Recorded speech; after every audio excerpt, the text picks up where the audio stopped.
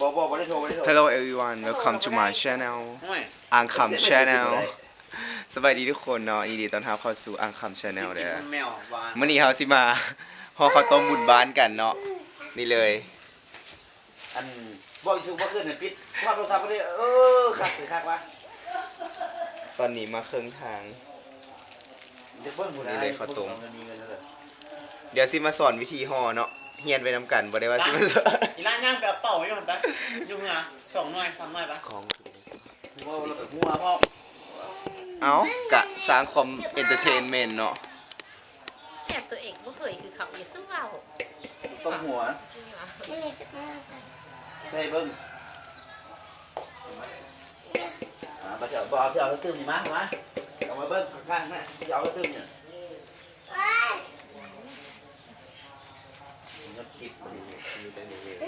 ไปจะเอาหน่อยที่ข้างใน มาเจ้าเขาตื้มนี่เอาหน่อยเอามาตื้มดู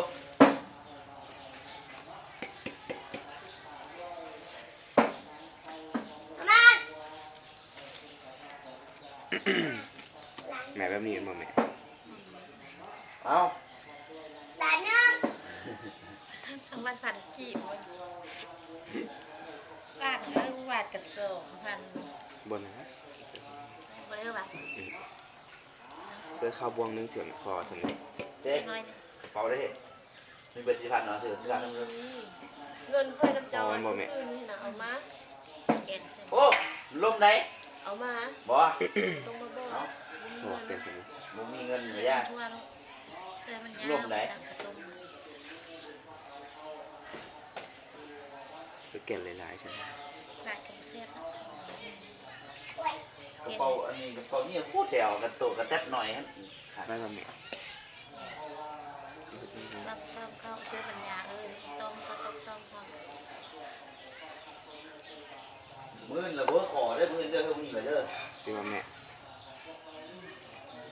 เอ้าเงินต้องมีเหรอเฮ้ยไปเลยเอาเงินต้องมีเหรอเฮ้ย จังได๋บ่ เงินต้องมีเหรอเฮ้ย5,000ไปเลย ด้วยเฮ้ยบ่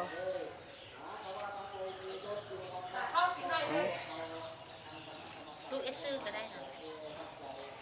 สิว่า เข้าหนักเข้ามันแน่เขาตัว เดี๋ยวเข้ากล่อง ไป ตี เยียบซื้อกระเป๋าค่อยสองมือหลังนี่แล้วมันอีกการมีเงินลายเงินค่อยกระเป๋า ยุ่งกันเลยคนฉัน เอ้าบ่มีจังได๋อีพ่อเอ้ยเสีย จังเดิมพับด้านนึงไว้ก่อนเนาะคือเนาะ ตัวมีไปหากูใส่แล้ววะกลางกับงานเองน่ะพอกินไป2 จอกก้อนอีกอ่ะ การไปตัวมีมากินข้าว ไปเดียวนี้สนะเขาบอกยังเจ็บตัว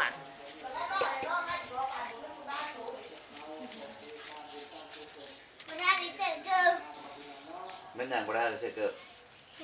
ใส่มาใส่เกิบนี่เออ อย่างนี้มองหน้ากูอีกเลย เฮ็ดบ่เป็น อีน้อยก็จะมาเป็น เดี๋ยวมาเบิ่งอินกรีเดียนส่วนประกอบอันนี้เป็นไส้ข้าวต้มเนาะเฮ็ดข้าวต้มเจอเค็มหวานจะได้เฮ็ดเจอเค็มมันสิแล้วเจอหวานก็เลยเฮ็ดผสมกันเลย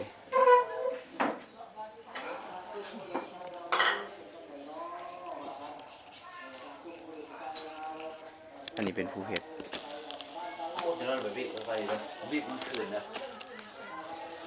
เฮ็ดกับแม่ เด้อนี่เด้อเขาต้มเด้อ ห่อข้าวต้มหมุนบ้านปลาไหลซิตี้แต่ละปีของเฮ็ดจักห่อ100ปลายปีนี้ก็100ปลายห่อผู้ใดอยากกินแล้วมาท้ากินเด้อคอมเมนต์กดไลค์กดแชร์คลิปนี้คันอยากแล้วเอามาแลกเอา แล้วเอาแผน เอาเส้นอยู่ในเรียง นี่เลย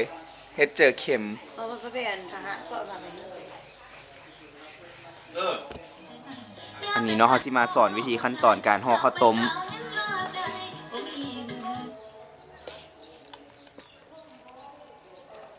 เอาเขาเสิร์ฟบวงเคิงเนาะแบบมันสิได้ออกมาเป็นแบบนี้ ประมาณนี้จะแบบงามๆแบบนี้ เจ้าเป็นบ้าว่าเพื่อส่งตัวเป็นเบอร์โทรนี่เจ้าให้เจ้าโอนเข้าเบอร์นี่เจ้าผัดเอาไปเอาเลขไป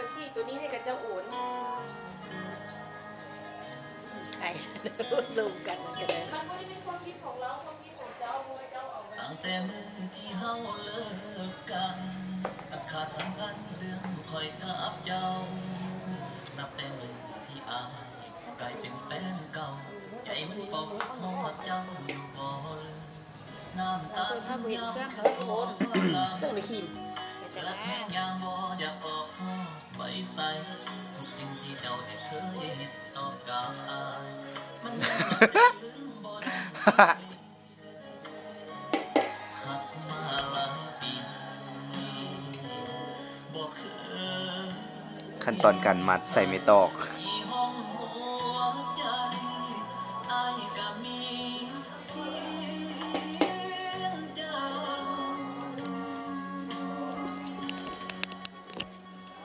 ยังหักคือเก่าถึงเจ้าสิจากกันไปไกล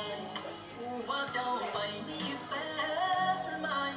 แต่ว่าใจลืมบ่ได้อีหลีภาพเก่าๆของความทรงจำ ดอกปลาเขาเอาปลามัดดอกมันสิสะอื้น คือก็ว่าได้มาเถื่อไว้คนนี้ ย่านสะอื้นเนี่ย รู้จักมาจากกองสี่ไม่เห็นสาร กล้องมันอยู่ถึงตัวเอามาที่ นี่ สอง หลังจากที่ ส่งออกมา เฮ็ดแล้วก็จะได้ข้าวต้มประมาณนี้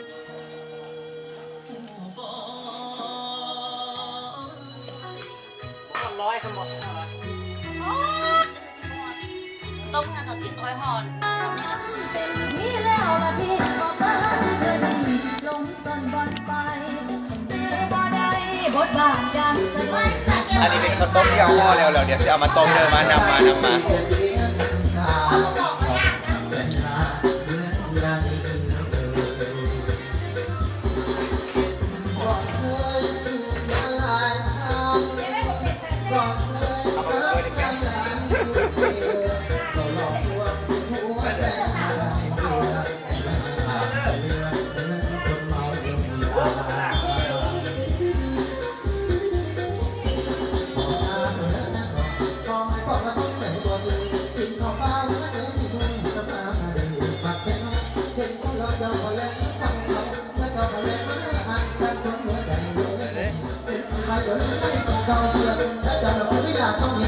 บอกมีแล้วข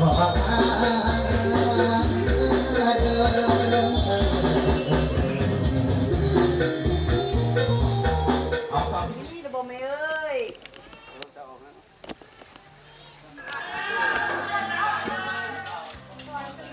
ตอนนี้ข้าวต้มเฮาที่เราได้ห่อมื้อเช้านี้ก็ได้สุกแล้ว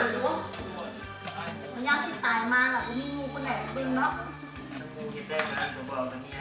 ว่ามันยังเสียแค่ไหน นี่เลยได้แล้ว